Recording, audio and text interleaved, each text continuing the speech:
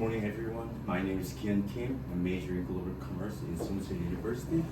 So, instead of going straight to the point, let me ask you a few questions. Is there anyone who heard about the word globalization before? Right there, back there. Thank you.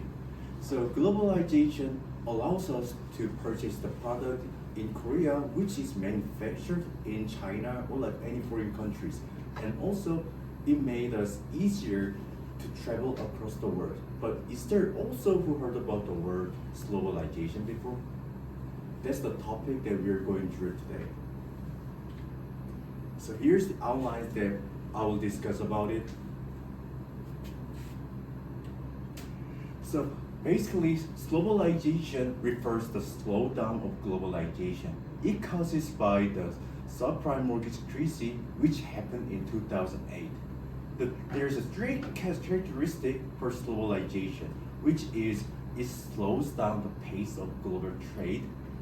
It is weakening the government support for trade, and for the last, it's strengthening the geopolitical tensions between the countries like US versus China, or US versus Russia, or maybe Japan versus South Korea.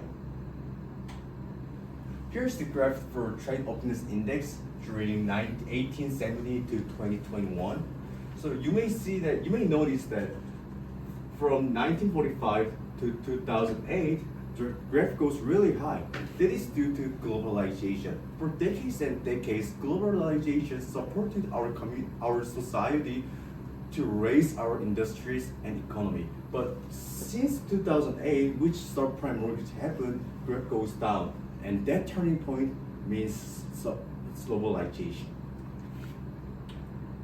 The most recent issues that accelerate globalization might be first, US-China trade war, second, Russian-Ukraine war, and for the last, COVID-19. There's a common factor for all these three issues, which is they create a risk on global supply chain. So now the impacts. For the negative one first, globalization reduces the production efficiency, which will lead to the higher consumer price as the production costs increase. Moreover, reduced investment for developing countries will take away the opportunity from the countries to grow their economies and industries. But not only the negative impacts there is, but also there is a positive impact for globalization. By reducing the over-dependence on specific country like China, the supply chain will be even more stable. Also,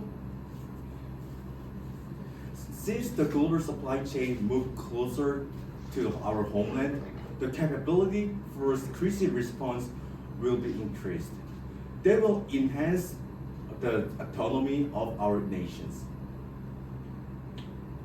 So the conclusion that I want to share you all is globalization is not the one that have to be fixed or the one we have to reject to accept it.